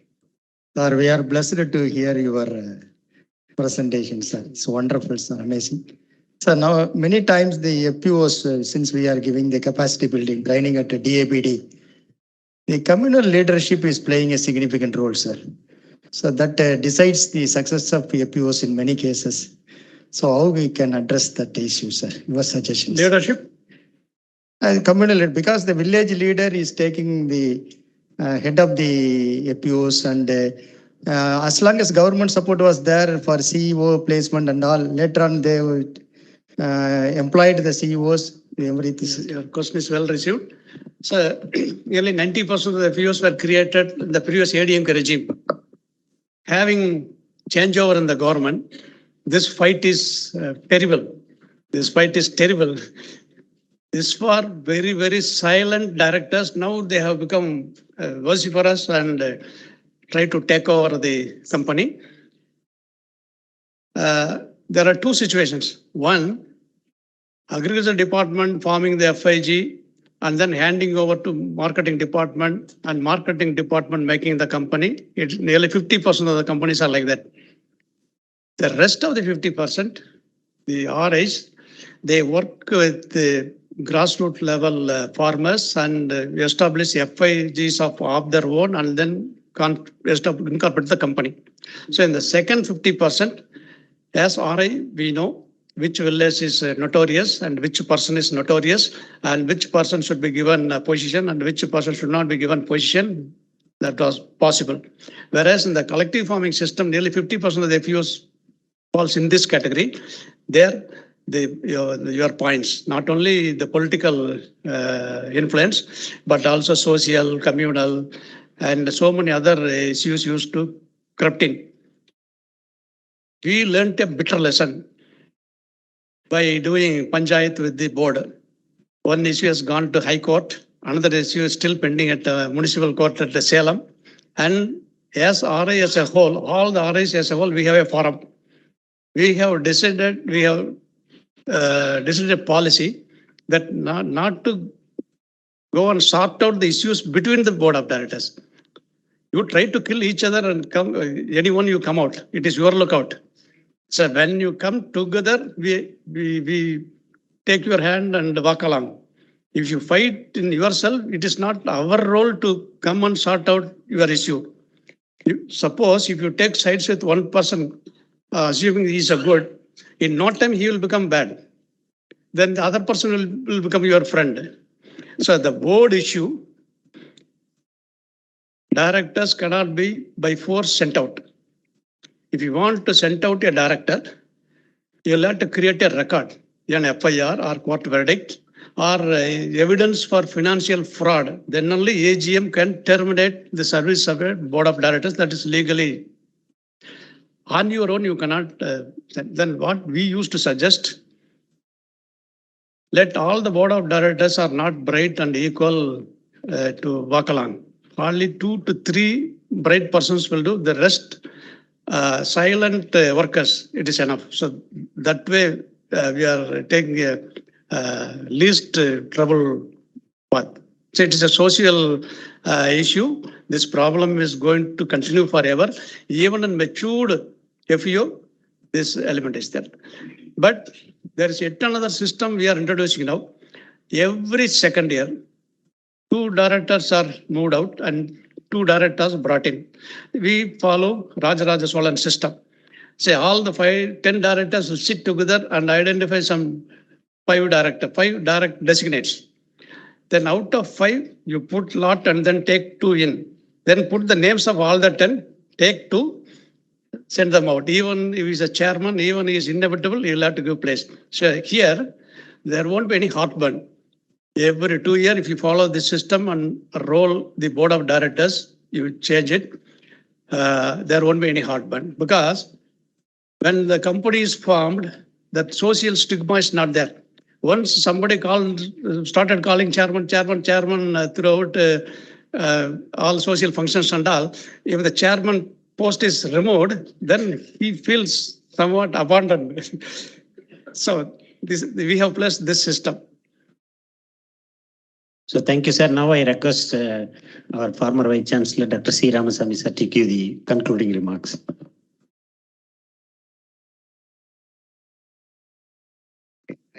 I want to see the people.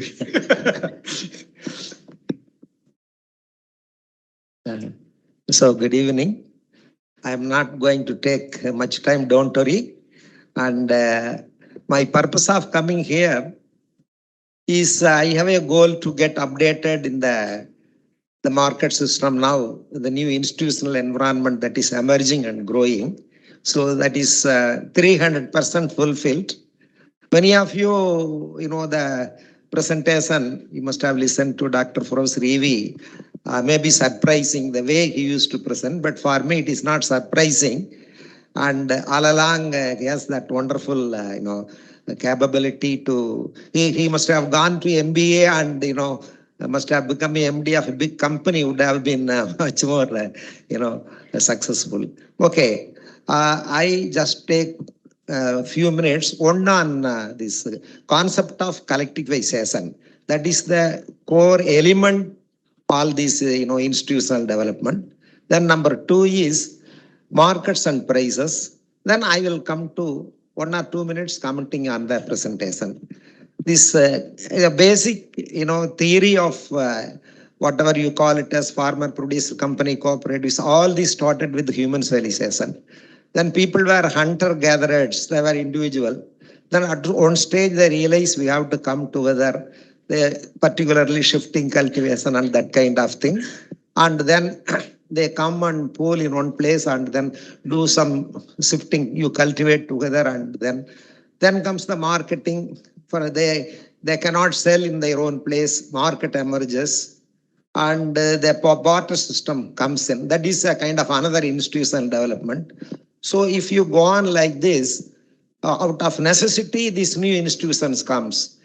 I don't remember exactly, sometime in 1840s, there is a big freeze called. What is happening in now North America, huge snow system, and people are tied up in their own home. And this made, it is a little bit prolonged period. Then people have to come out, many wage earners, small farmers. Now they have to organize something like this. So that is how in Germany, Raiffeisen developed this cooperative. That he is the father of cooperatives. Then he developed this, and then it spread to, of course, America also.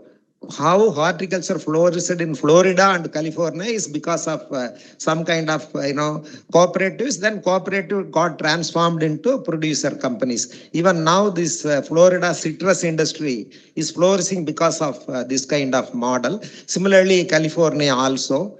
Then, of course, milk production and other things much blossomed in those days. So, of course, after independence, India also ventured into cooperatives. I think Nehru is a great believer of this collectivization. He starts at every village, you have this village primary cooperative society with finance as focus, loan, some amount of marketing. Then came the consumer cooperative also.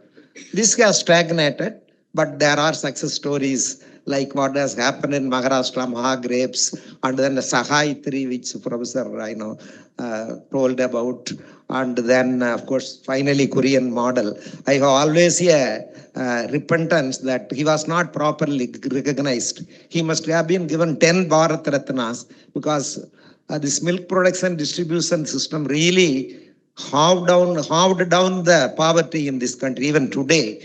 Actually, now we have, of course, private sector also. So that way, these institutions really have helped. This is one part. Then number two is these prices and markets. This is always a problem. When I was studying in 1965 to 69 BSAG here, that was a period of technology development. We are listening to the radio for ADT varieties and co-varieties and so on.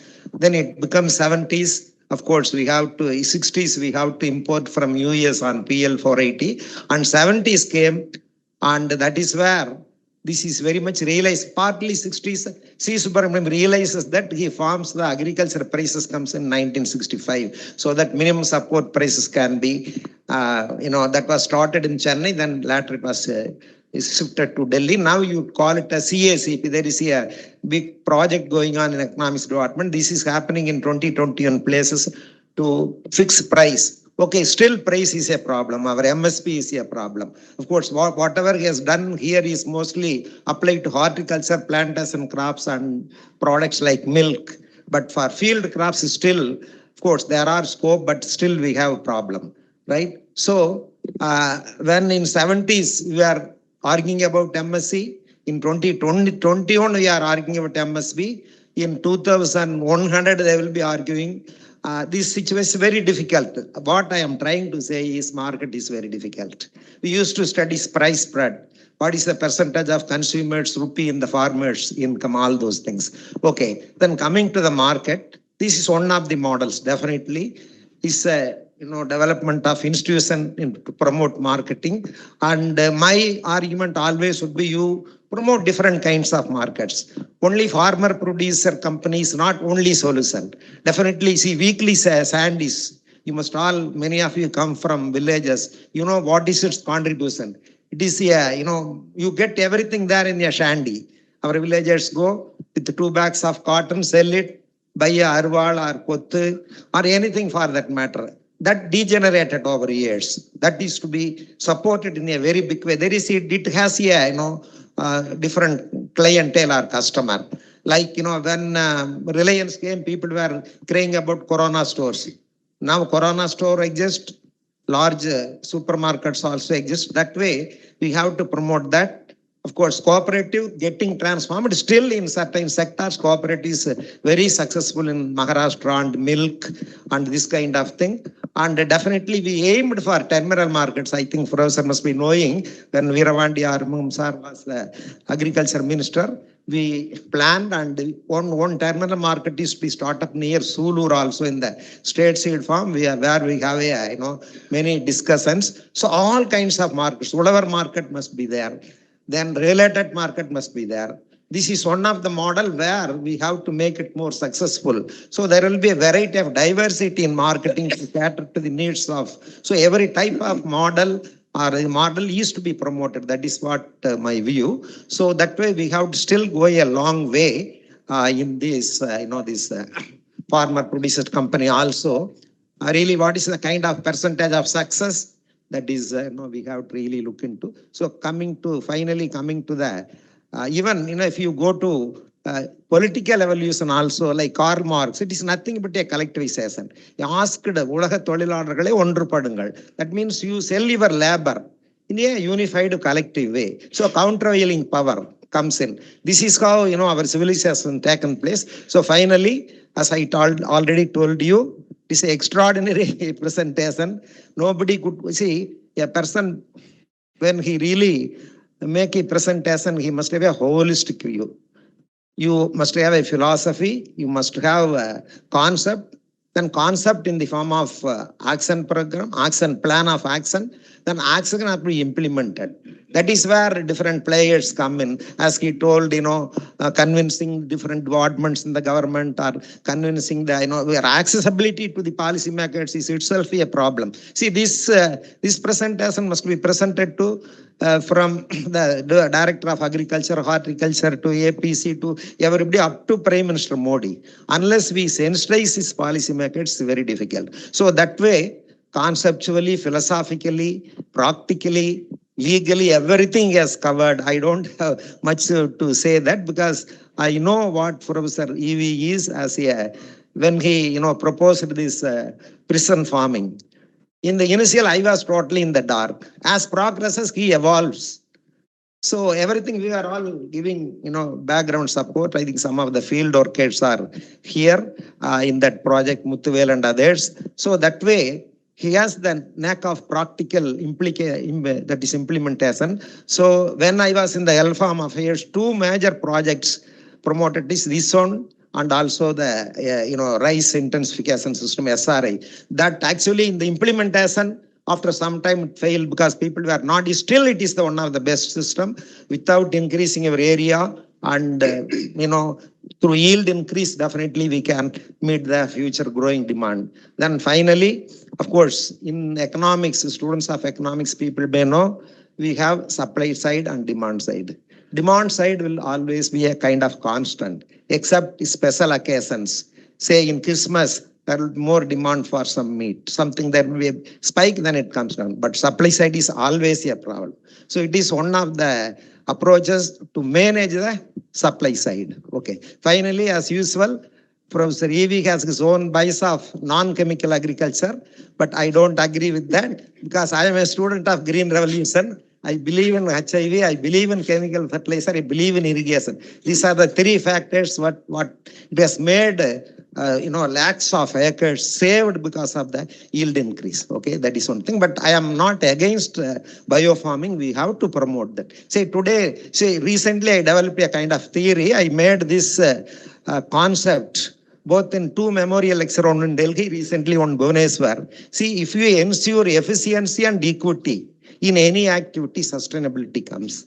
See, but for the high yielding varieties, we would have brought 3 times more the area now required to cultivate. So this is efficiency. For every input, 1 unit input, how much output increase?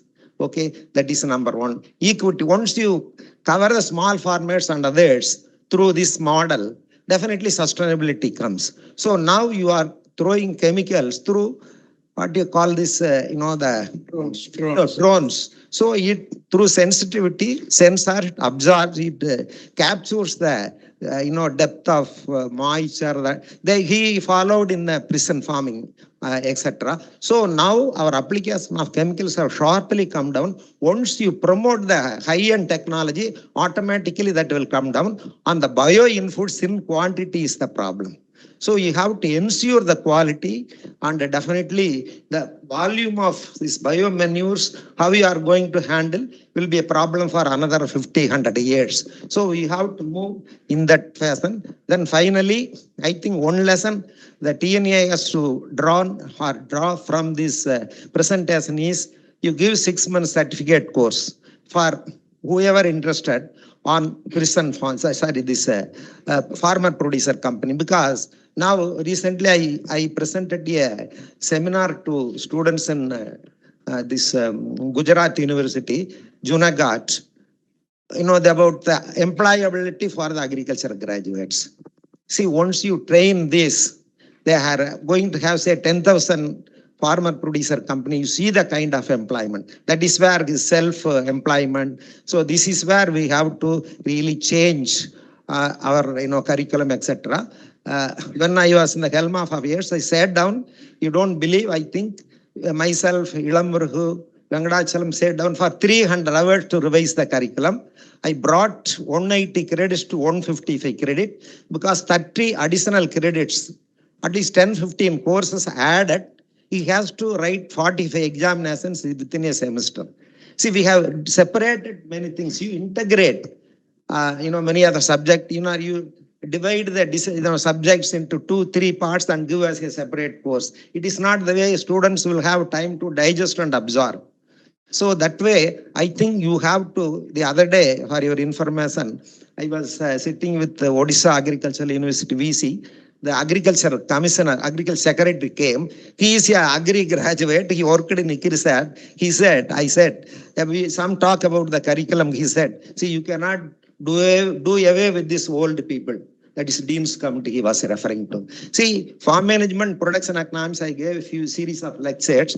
The same syllabus I taught in 1978. I taught only 2 batches, a UG program in my career. The same thing remains in our, not, what I am saying, everything is like that. So unless you reorient it, how you are going to incorporate this organism, that is why we introduced, when we were together, we introduced science, technology, and management. This may be an optimum combination. That is why science course, tech course, and then a business course. We introduced 2 agri-business courses in UG. Now that was removed. You need this kind of thing. See, unless you prepare the graduate holistically, when he goes out, it is say MPBS again, when he goes out, he has an idea of all diseases or how to treat. When agri graduate goes, it is not like that. So we have to really go for a big ticket reform in our curriculum, and then maybe the BTech horticulture is one of the wonderful courses, and similarly we had with Cornell University. These are all buried over time. For whoever or whatever the reason, I think definitely we have to revive. And I again congratulate Professor Rivi for his excellent presentation. Thank you for giving this opportunity, and all the best. Thank you.